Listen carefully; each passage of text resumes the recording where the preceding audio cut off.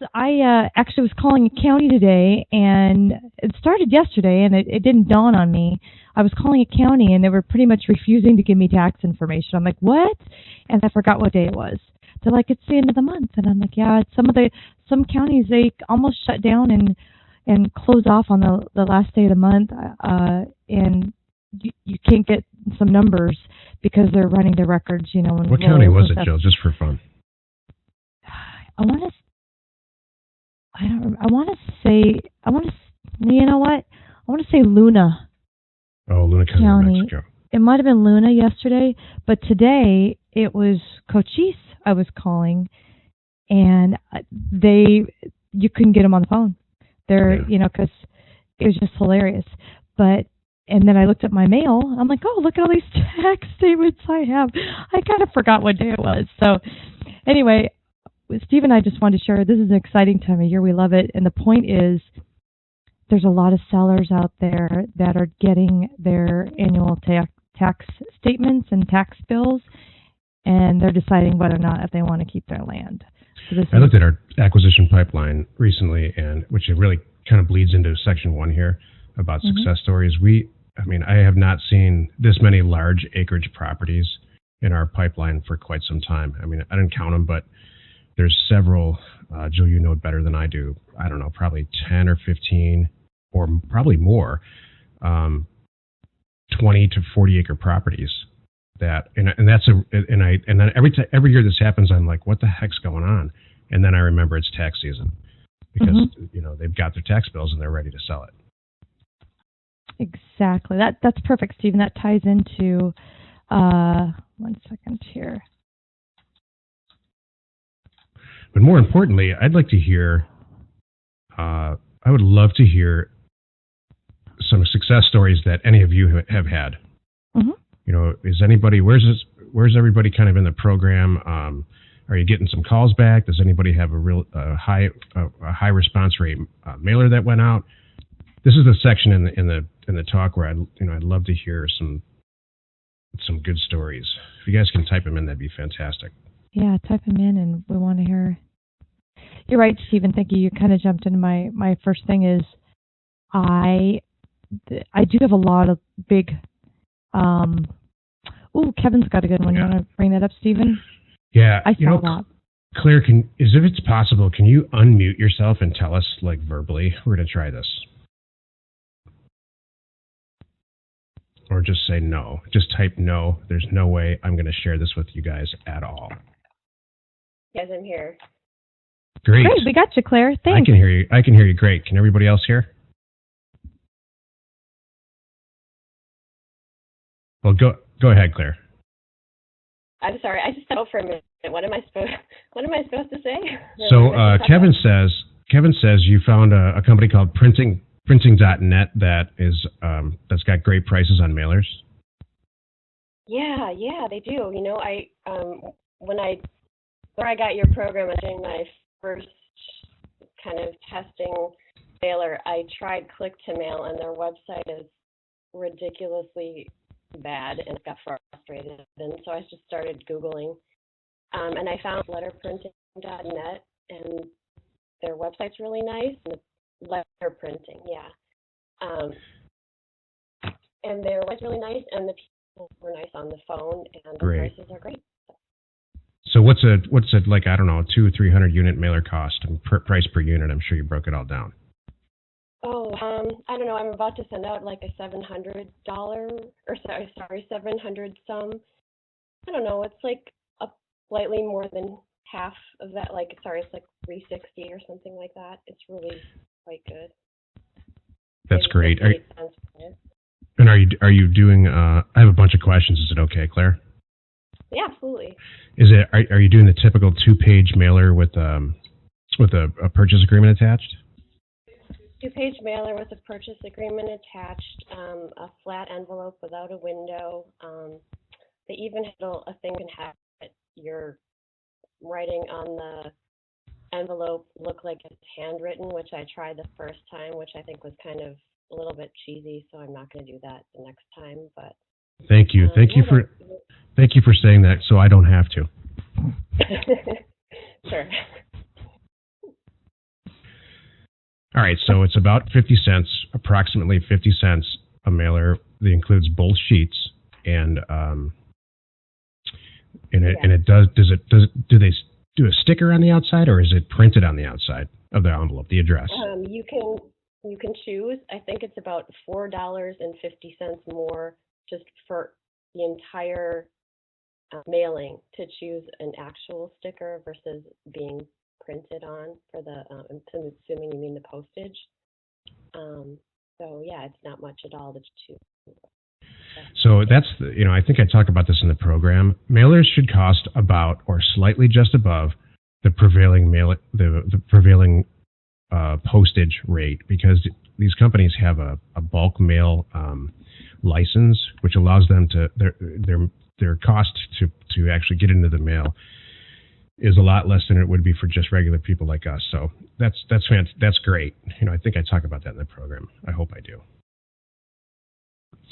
Great work. Yes, you do. That's outstanding. Okay. You know what? The next one we send out, I'm going to use it, and then I'll do a whole report on it and talk about it in Success Plan. Awesome. So excellent work. Thank you, Claire. So when does it go out? Can you please make sure you tell us all about it and the response and the whole thing? Absolutely. I'm going to try and get it out tomorrow. All right, great. And I'll report back. Cool. Awesome. Yay. Thank you, Claire. That's great. And thanks, Awesome. Kevin, for letting us know. Does anyone else have any great knock it out of the park, or even just little accomplishments this week? How about you, Jill? I know that you guys are the whole office is on fire over these acquisitions. We have been going crazy finding basically the big acreage deals. So I guess don't be afraid to hit up a 5, 10, 20, 40 acre group, because I tell you, you can find 40 acres for $1,000 sometimes. It's not crazy, and that's what I'm keep stumbling across right now. You never know how long these people have held on to these. They just inherited it, whatever their reasoning is, and having $1,000 versus writing another check to the county, next week. This is a good thing. So I just got off the phone with a sales rep at landandfarm.com. Ooh. They also own Lands of America. They're the same company. They just have different websites. And he said their highest traffic, because we were talking about advertising Landscape to sell property there. Their number one highest traffic month is January, and their number 2 highest traffic month is December. And Jill, we basically shut down in December because we just don't sell any property. So I asked the guy to send me some stuff. I can't believe that those months are their highest traffiig months. So yeah, but we'll find out. Go ahead. I was thinking we used to shut down, not anymore. Yeah. So yeah, it used that was a long time ago. Good memory, but it used to be no one's going to buy anything in the holidays or sell anything, and not anymore. So I swear, the day after Christmas, I guess all the presents are open and there's nothing to do, so people are buying and selling. Yeah. So, His whole point was the weather's bad, everybody's inside, and everybody's off work, so they're buying real estate. And I don't know, I've obviously been doing this for a long time, and I have not. December is historically our worst sales month, so I don't know how I can be so wrong, or we could just be so different. But I mean, I hope I'm wrong. I think it's great. Yeah. Usually, the dead of summer is good for us, but maybe it's a West Coast East Coast thing. I don't know. Mm-hmm. Exactly. Well, keep them coming. We want your success stories, and please, I went looking in Success Plant to find some things in there, like some figures and some numbers. So please use that as a place to share them, because it's a good place for me to go and gauge what's happening and activity. It's great for us to see and everyone to see. So please, use Success Plant for success stories and here for success stories, and please always send us an email with that stuff. I mean, those are great things. So thank you. Hey, Kevin, if I'm reading your notes correctly, are you negotiating outside of the box with CoreLogic a cheaper rate per month to get more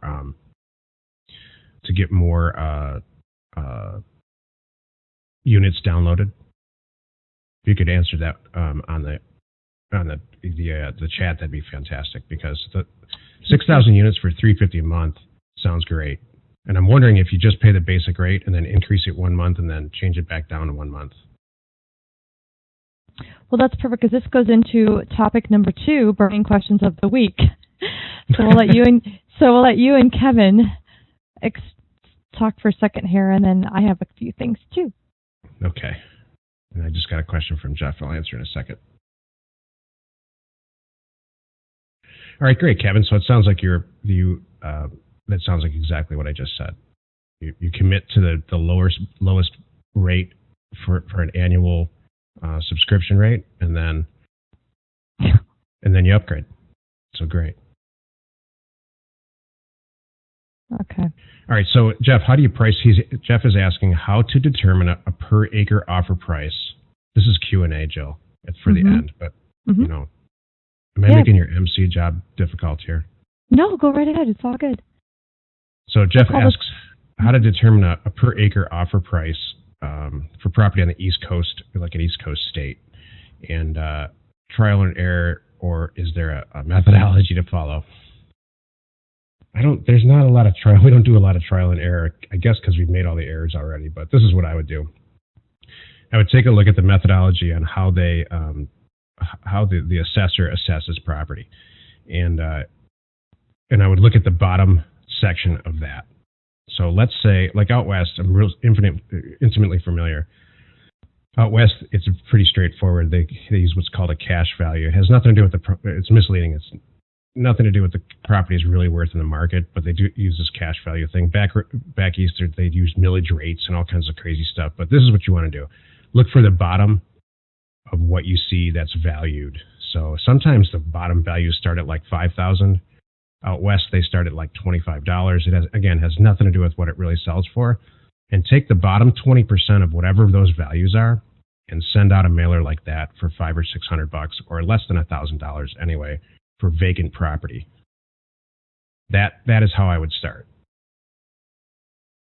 And I hope that makes sense. Find the bottom portion of what's assessed and how they're assessing it. Take the bottom, let's say 20%, and make an offer around $1,000. And I think you're going to have a lot of success with that. Okay. Excellent. Okay, good. Good deal. I have one that came up this week. I think was good to share. Mike's not here, but Mike had and he put it in success plan. He has an issue. Well, he has a seller with a property that is in a revocable living trust, and he put some of the details in there. And my first thought was red flag. So it's not that these deals cannot be done. I have done them, but I would not touch them when I was first starting out. I would I don't want to spend all my time on one deal this whole week, and I passed up 5 other easy ones.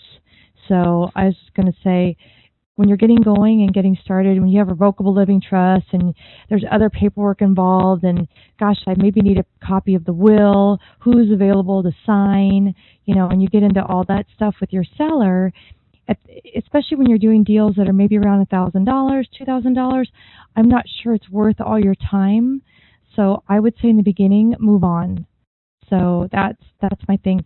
The other thing he mentioned, I'm going to let you address this, Stephen, that was my one red flag. There was a second red flag that somewhere in the process, there was a quitclaim deed involved. So that was my red flag, number 2.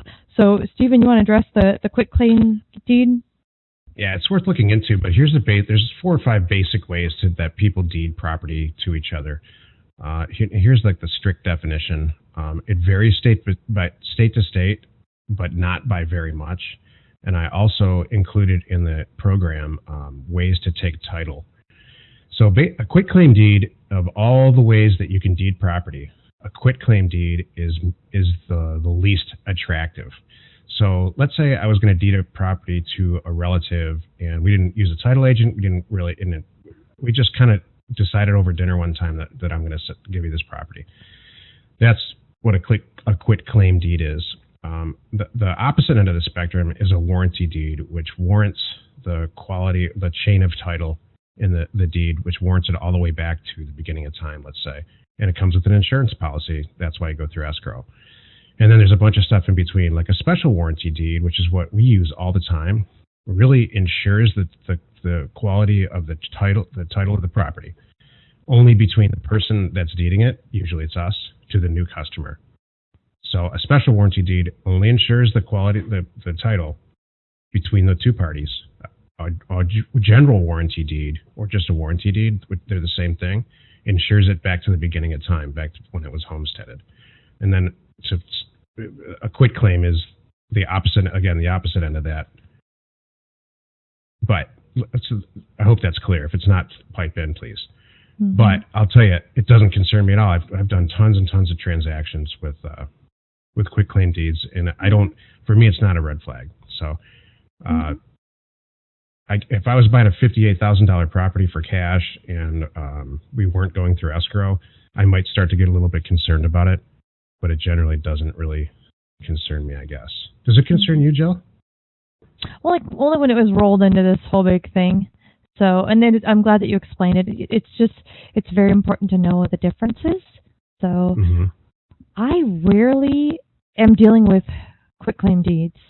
I'm dealing with the real deal. It was a warranty deed. It was a grant deed. It was however they took it. It doesn't come up a whole lot. What concerns me more, and what you said right before that, is a revocable trust. Mm-hmm. Yeah, we are not, I brought this up in the program too, we are not in the business of undoing people's trusts and basically being a family attorney to help people get properties back in their name and make them marketable. Right. There's been a couple of instances where Jill and I have sat, because the deal was so good and we wanted to get the property, that we kind of dropped everything and spent, because it takes a while. We spent, I remember, there's one deal that I'm thinking of we did recently. It was multi-states, multi-unit, in a trust, and everybody has passed away. Mm-hmm. And they gave us the property just to close it. Remember that, Jill? Mm-hmm. That was worth it. Right, but yeah, for something new and you have a bunch on your plate behind this one, hey, move on. Get to the easy ones, the good ones. So what is, Jill, describe that to us. What's like Claire's just about to send this mailer out. She's going to get a ton of questions back. I mean, a ton of, what's she looking for? She's looking for, hi, we just retired and we're not going to retire and live there anymore. We don't even want it. Oh, and my wife and I are both alive and we still own it. Do you want it? Those are what we want. No, I mean, sorry, was that the question? That's what you want. I can always count on you for like comic relief. No, I mean, like, do you want this? This is the phone call I dread from. This is the phone call I always dread as an acquisition person. Okay. My name is Sally Smith, and my mom just passed away, and she had 6 pieces of real estate, and I want to sell them to you for next to nothing. And she died, and she had a will. She left everything to me, everything in the will, everything she owned, including these properties, but they're still in her name. That's what I dread, because it's just tough, because she thinks she owns a property, but she doesn't. There's a bunch of stuff that's got to go on, and it takes a lot of research. So, it's true. I'm being really straight with everybody right now. We just passing those deals now, even if they are really good, because the next one, what I was really asking Jill is, you want the phone call where John and Sally Smith, who just retired, have a property. It's in John and Sally Smith's name. Mm-hmm. They're the signers. They're the person that you're talking to on the phone. That doesn't get any more simple than that. Exactly. So, and so I guess the main thing is don't get hung up. Don't get hung up on a deal. Move on. I promise there's going to be, if you did it all right, and like Claire's about to blast, whatever county, her phone's going to be ringing and stuff's going to be coming in, and she's going to get picky, and it's going to be nice. Yeah. So don't get hung up on them. These tough ones, don't try to make it work because I can do this. Move on. Your time is valuable. So, thank you. That being said, can I plug a little commercial, Joe? Absolutely. If someone calls you back and says that they have half of a subdivision that they inherited and they're having all kinds of legal issues getting into their name and they're about to give it away, please email me directly and I will close the deal with you. That was a commercial. So back to Mike's revocable trust. How good is this? Just kidding. That went from pass to pass it to us. No, it's Steven's right. No, but you know what though? How about that is true though. If it's something really, really, really big, like Steven just brought up, not to give you a hard time, but if it is that good of a deal, and you do need some help, like guys, we need to not let this one go. I'm not kidding. Then we'll all get involved, like you said. Is that fair? Yeah, I hired an attorney. This is a lot of years ago, but I got a phone call like that, and the guy owned, I don't know, multiple 40-acre properties, a lot of them, like 40 or 50 of them, in Southern California. So I called an attorney there, and we worked the whole thing out. I cut the attorney in on the deal, and it really, really, really worked out for everybody. So I don't want to talk out of both sides of my mouth, even though that's kind of what I'm doing right now. If it's a smoking great deal and there's a lot of property, it's very valuable. And the only thing that's stopping the person from really deeding the thing over to you is a few legal steps to get it properly conveyed. We can help. Got it. I think I made it clear probably 6 times now, right? You did. So, Claire said, people asked me what they should do. They want to know if the credit will be ruined. If it goes back to the county because the spouse is no longer Joe, alive. You're so qualified. I'm so good at this. To answer this. I'm so glad you asked this, Claire. I have so much to say. It's a good Joe, question. you go first.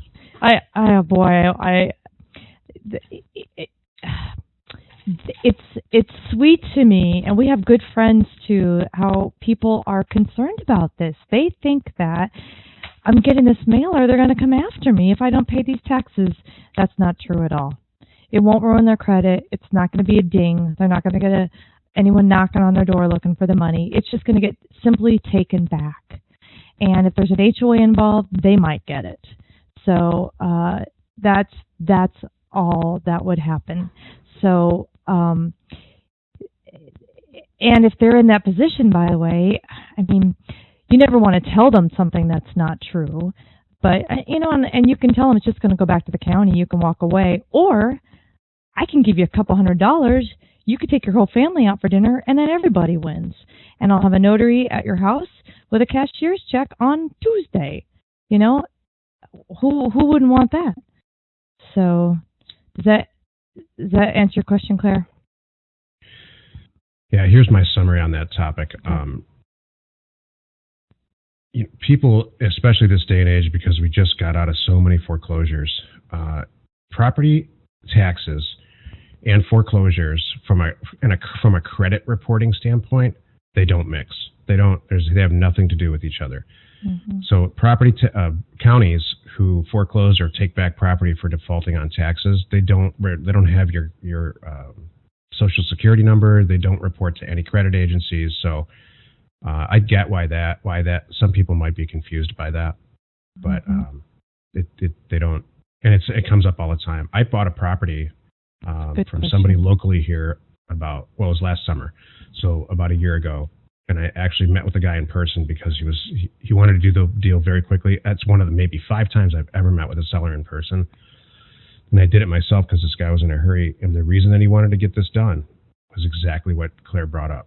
He was very concerned about his credit getting dinged because it was going to go back to the county, or it was starting the process to go back. So, and I explained to him, I'm like, look, that's not what's going to happen at all. But I'm still going to write you a check right now. But that's not what happened. So thank you, Claire, for bringing that up.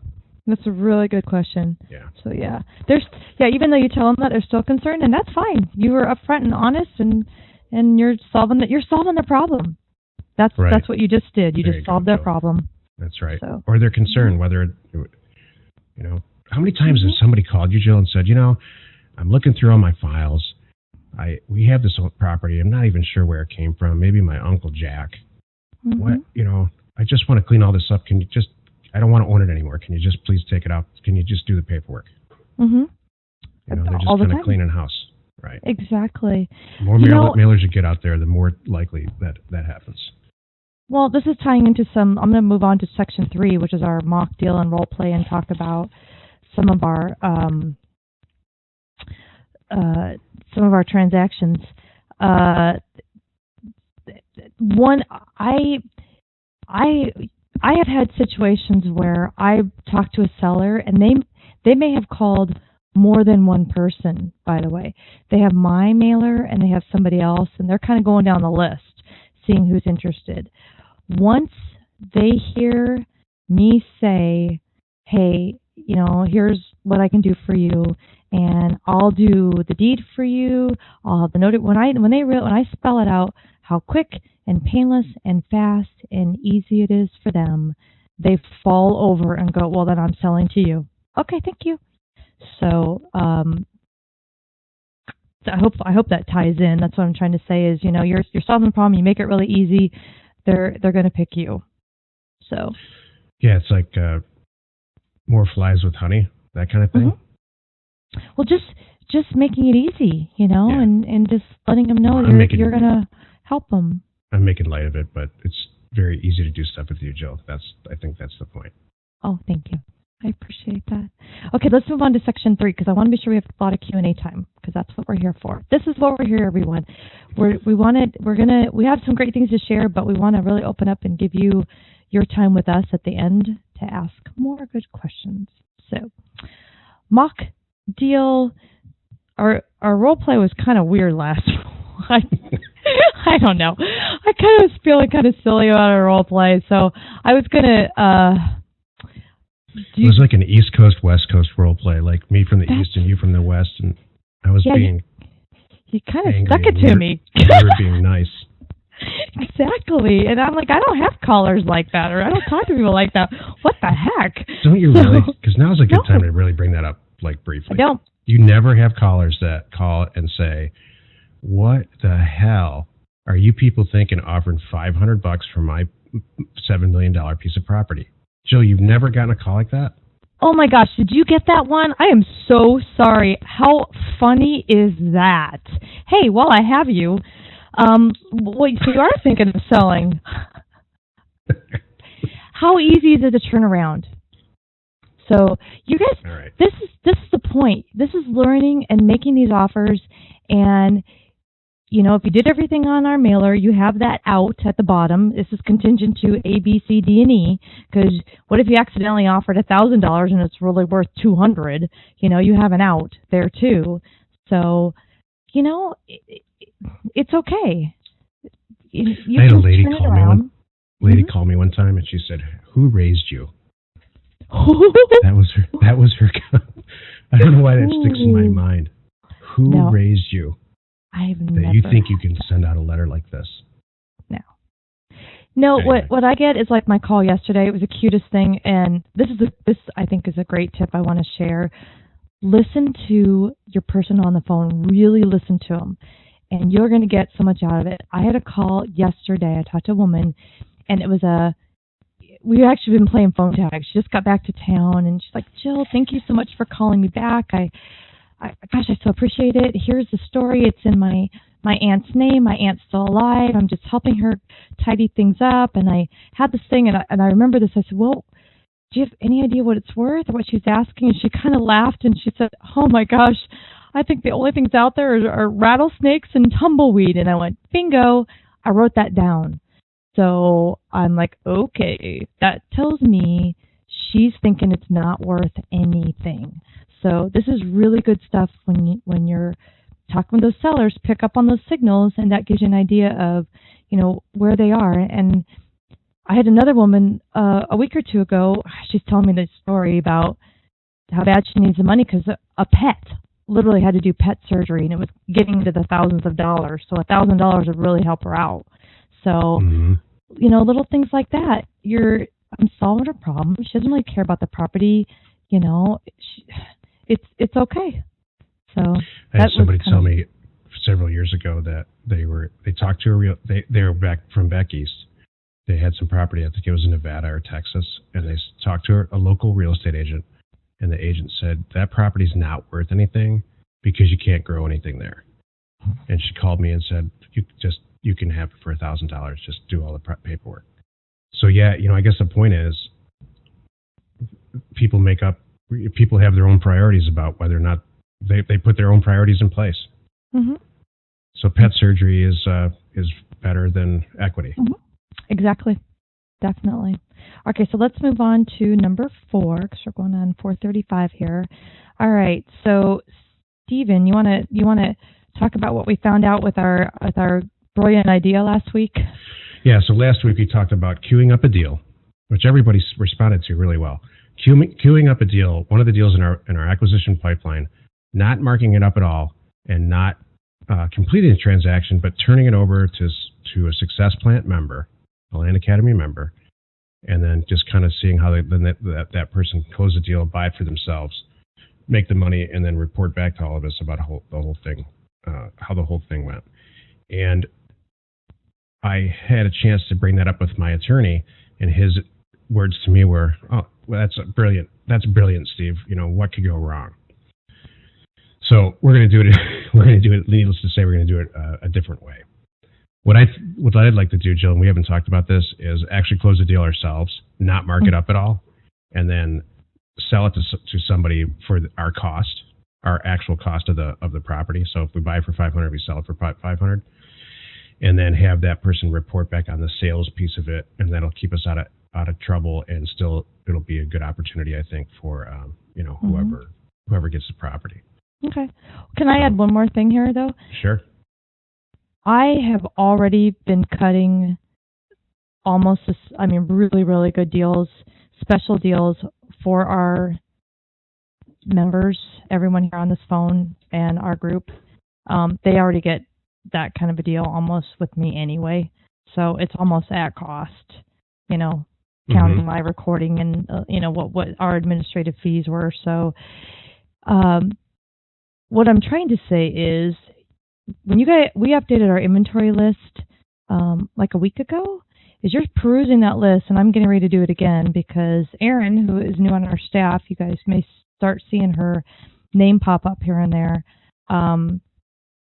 Erin's adding some property on there right now. You see something on our inventory list, hit me up and we'll talk, because I do special deals anyway for our members, for you to start working on your inventory. So the price you see on there is not necessarily the price for you. So I think that ties in. Is that cool? Yeah. Awesome. Okay. All right. Can we go on to number 5 then? And then we're going to get to our actually this 5 is our exciting news, and I'm just going to put it up there and let Steve talk about it here, and then we'll get to our Q&A. We're going to release a program. Last week, somebody brought up, what happened to all the programs that you guys were going to release, and we've been developing new programs that I think for some people will be successful, and we're basing these new programs solely based on what existing customers, you guys, are requesting.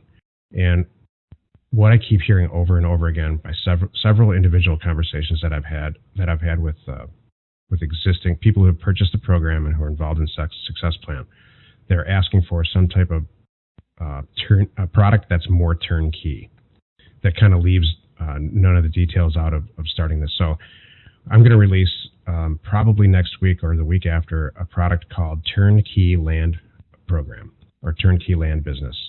And it's going to it'll take a lot of the details out of this. For a monthly rate, and I haven't determined what the rate is yet, it'll be for 12 months, a monthly rate. You get a website, a hosted website with emails, a phone number, with a receptionist that answers it, the same credit card processing that we use, and a ton of mailer data, along with the printing that's involved. And, basically we're going to get it in the mail for you with logo design. And yeah. Stephen, what are you saying? Yeah. You mean you're going to? I mean, we're not going to do it. You know what I'm no, saying. I know. No. I'm just saying this is exciting. You're sounding like it's like that. I'm like, hold on a moment. This is exciting. So I wanted, and this part of the reason why we're sharing this is we want your feedback. Tell us what you think. We haven't priced it yet, but this is. Didn't mean to interrupt you. Jump back in. This is good that's stuff. it. I mean, okay. There's a bunch of other stuff. I don't want to read down the whole list. It's a pretty long list of small little things that it includes that gets all this stuff jump started for you. Okay, so I get a computer. You're going to do my logo. You're going to have a receptionist answering my phones. Okay, thank you. I get a website and emails. I get credit card stuff set up. Oh my goodness, data and mailing. Yeah. That's the big value. I mean, it saves a ton of time, but I think the real value is you get the phone ringing pretty quick. Yay! And based on our existing members get full credit for the purchase of their program towards this new thing. Yay! Right. So, all right.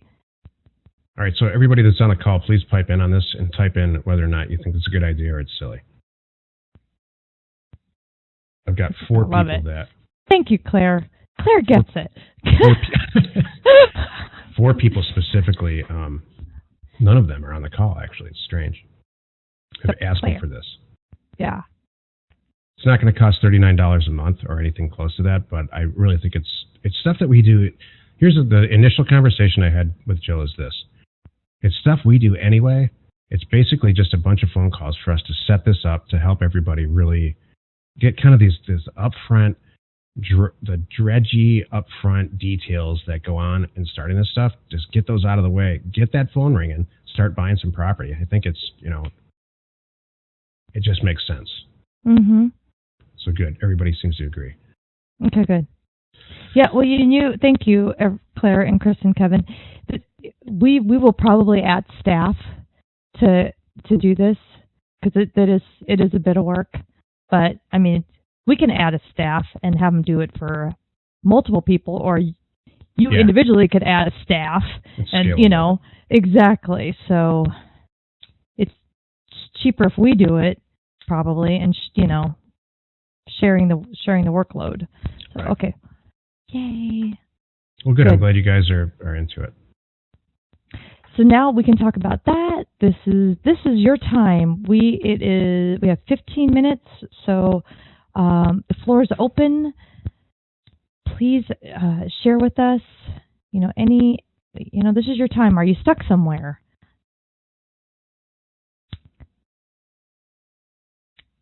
You want to address that with Claire? Let's see. Yes. Okay. So Claire's asking regarding getting out of a deal or backing out of a deal if the back taxes are too high. The language in the offer says we paid back taxes within reason, but no, get out of it clause. Well, this is, we pay back taxes within reason. So that, to me, and I wrote that actually a lot of years ago. If there's $5 that are on back taxes on a property that you're thinking about buying, and you can just say, I don't buy back tax property. So there's your out. There's a lot of actually, if you take my stuff word for word, there's several things, several outs in there. If you just want to back out of the property, period. That's also why, and I think I talk about this in the program, why I suggest putting an end date when the offer expires. It's kind of a call to action, and it also, if it's past that date, you don't have to do the deal. So, as far as saying back taxes within reason, I think that's your out, and that's how I'd explain it to the seller. Or you could say something like, we tried that. We did it 15 or 20 times, and actually it just didn't work for us. We're not back tax type buyers. I've never had a problem with backing out of deals. Have you, Joe? No, I have one more thing, too. Don't be afraid of back taxes.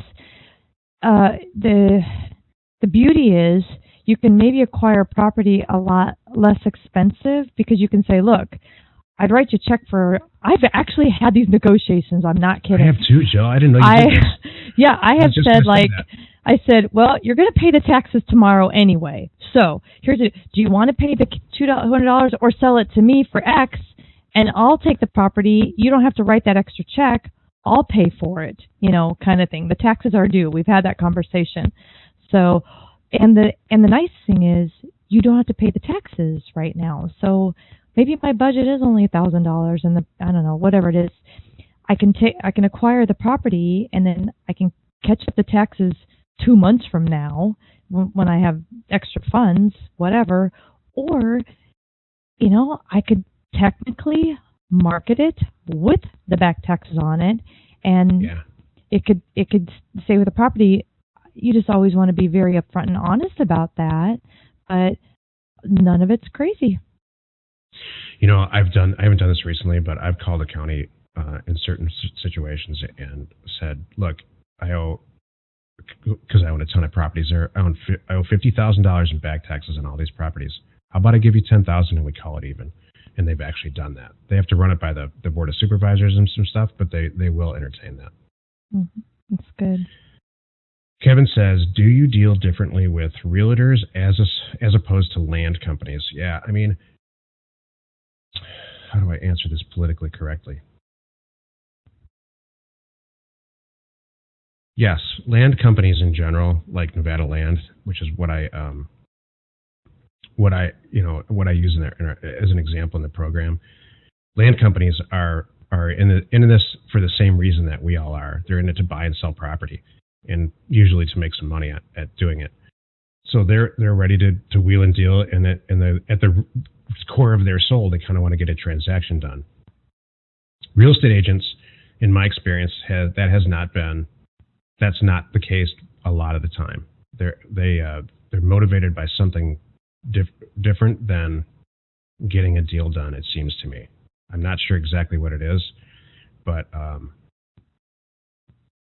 negotiating and getting, Kevin's laughing at you. It's good.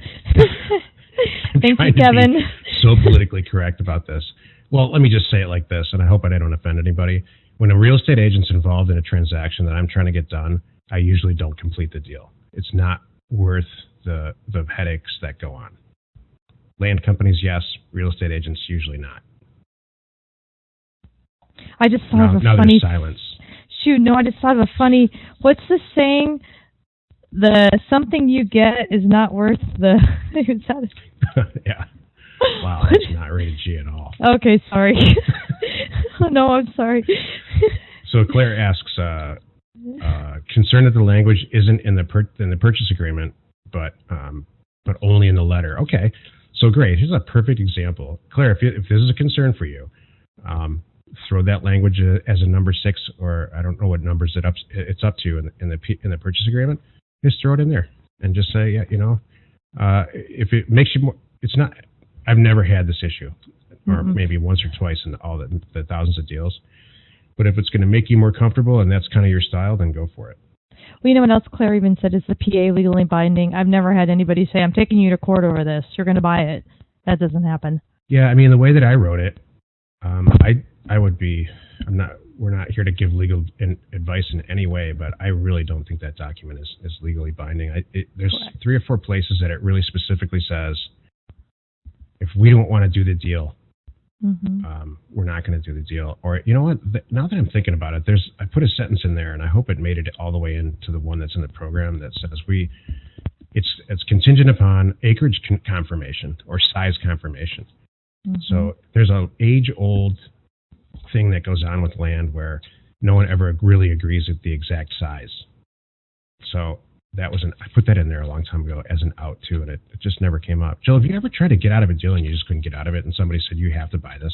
No, I'm looking for one right now, and oh, here's one. I've got one right here.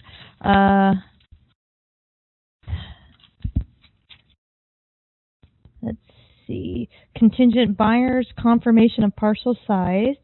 Said property be free and clear of all encumbrances with good and marketable title, and with full possession to said property available to buyer at time of closing.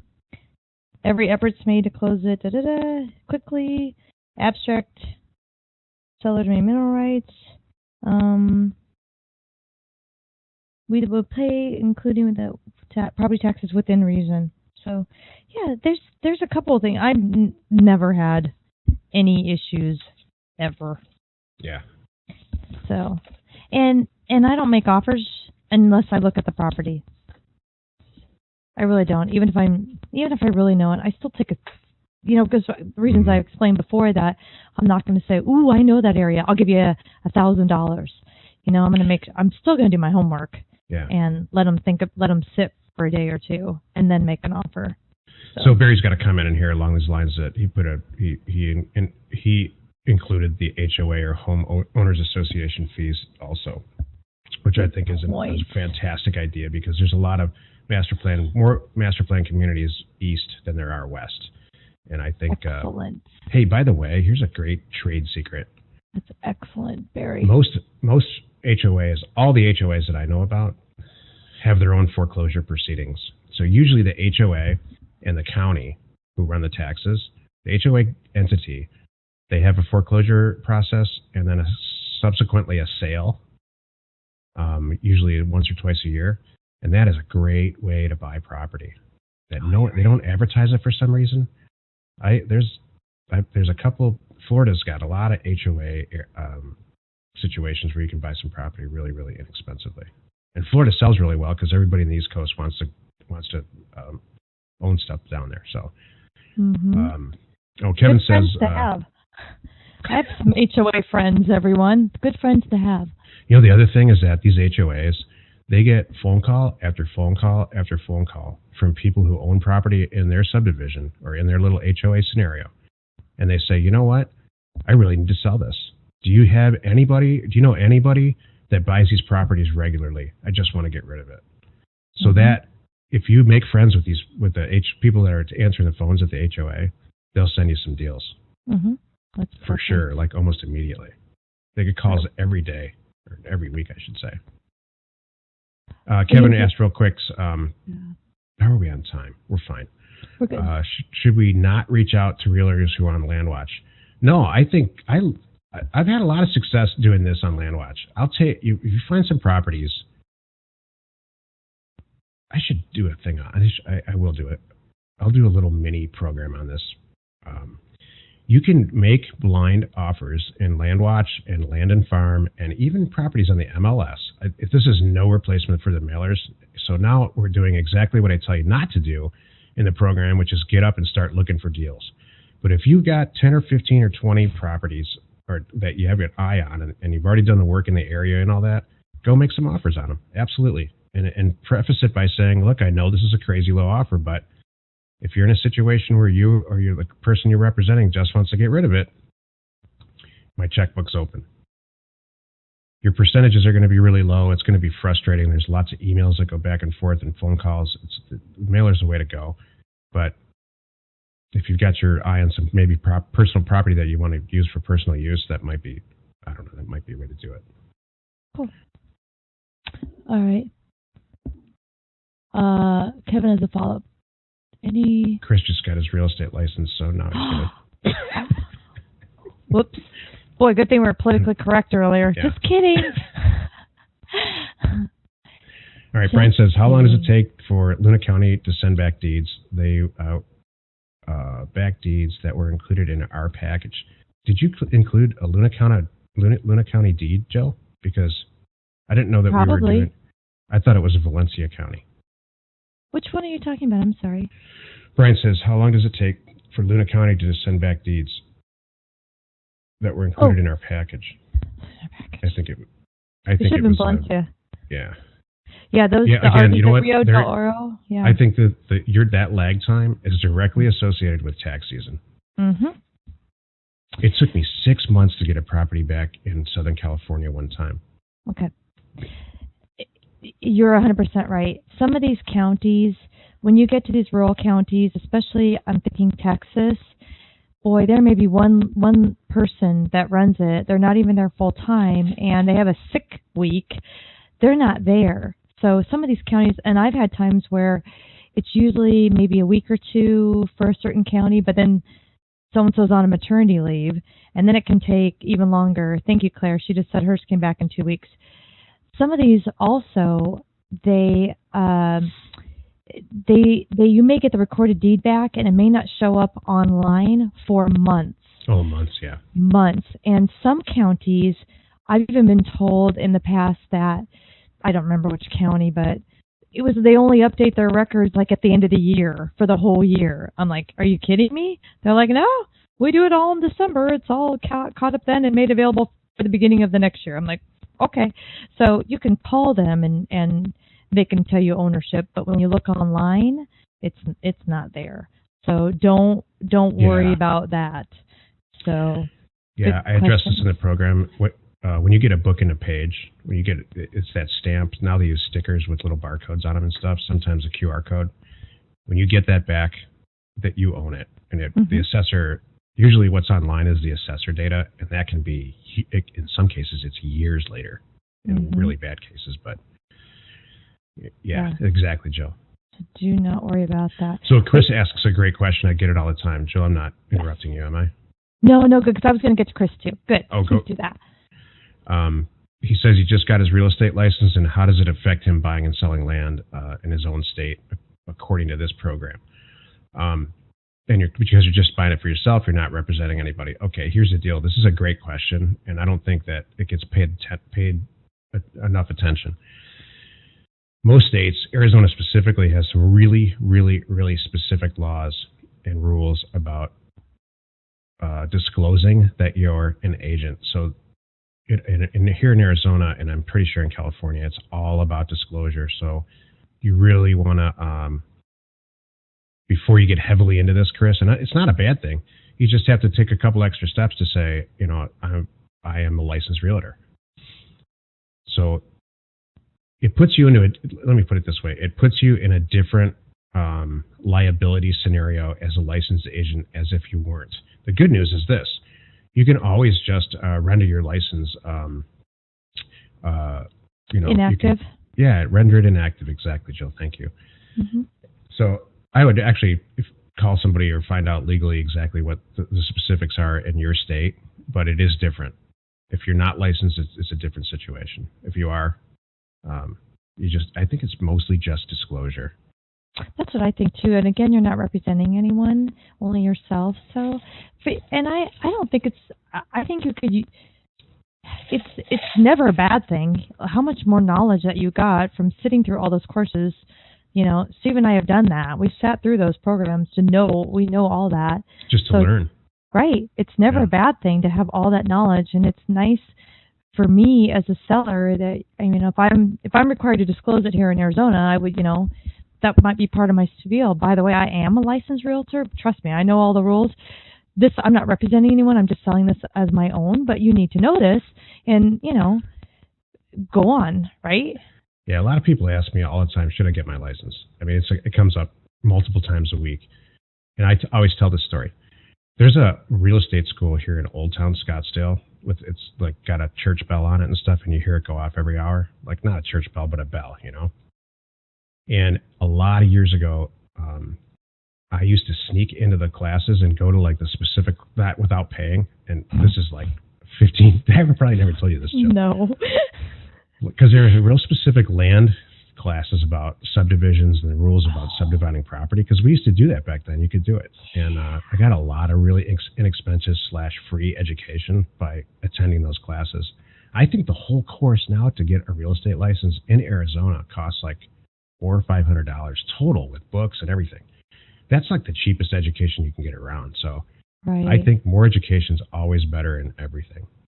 Well, that's a good thing. Having that experience under your belt and sitting there and learning to what they're dealing with and that side of it is great. I mean, Stephen and I are big in bigger pockets. If anyone else is in that environment, and it is a lot of realtors that are having questions, and it's just we all work together. It's basically I think of us as all in the same, doing the same thing, just a different way. That's really it. There's things that I help them with. There's things that they might help me with. It's awesome. So. Thank you, Kevin. It's really, really good. Oh, thanks, Kevin. Yay. What does Chris, so this is what I would suggest that you do. Chris asks, where would you suggest that you learn about the disclosures that are needed? So if you just went through real estate school, I'll bet you there's a module somewhere in the stuff that you looked at that really says specifically and they're going to phrase it like this. This is what you do when you represent yourself selling your own house. That's kind of in the eyes of the law, as I understand it. That's how you need to look at it. If you put a sign out, you got to say owner agent. If you post something on Craigslist, you have to say owner agent. Owner agent's a big thing here in Arizona. So check first with the stuff that you were supposed to learn when you're in school for getting a licensed agent. Oh, here's another one, Chris. This is what you should do, and please let us know how it goes. Go to your designated broker, wherever your license is. Oh, there we go. Sit down with that person and ask them 2 hours worth of questions and let us know how that goes. They love that. You're silly. No, it's really, really good.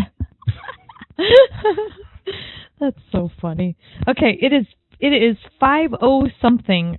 Stephen, do you have anything else that you want to share? Or any last little things? Thank you, Chris. No, I think, I'm glad it's tax season. I cannot wait. We're going to do this every week now. I can't wait to hear how everybody does this year. Who's starting out. We've got I have a couple of students. They're not students anymore at all. They're colleagues from long before when we actually started Land Academy that I was helping on a more personal basis, and they're just killing it this season. There's something going on, Jill. I mean, let's leave it at this. Jill, what's going on this year? Because it seems like there's just endless acquisitions. Can I? Okay, I got to tell my workout group, we go to breakfast after my workout. Okay, just sharing a little something here, and we're talking about everything. And now we have a wide range of people, from retired people to way deep in it, corporate world people. And stock market is so crazy. All of a sudden, more and more people are looking at me going, and I'm over here with a big smile on my face, and they're looking at me going, we got to do what you're doing. I'm like, I've been telling you guys this for how long? So there's so much stuff. I think people have money, right? I think things are coming back. The stocks are not great. There's just, am I making sense? Yeah, I don't know if there's something in the water, because I don't know. Maybe I'm not sure why. Who knows why? It's a good thing though. No shortage of acquisitions. And I don't know if you want to talk to Claire about being loose with 40s or lose with 40s. Oh, sorry. That's okay. 3 or 4 some really derogatory stuff. Thank you. How are you proposing Claire get those 40s? Oh, see, now you said that, not me. That wasn't one of the things that ran through my mind at all. Okay, thank you. For your stock markets, thank you. I keep hearing it, Kevin, and it's great. So we're all in the right place at the right time, and I am excited to hear a lot more success stories as everybody gets stuff out there. And this time of year, it's going to be awesome. So, do you have anything else, Stephen? Hey, thanks for joining us this property tax season. I hope it goes well, like I said, for everybody.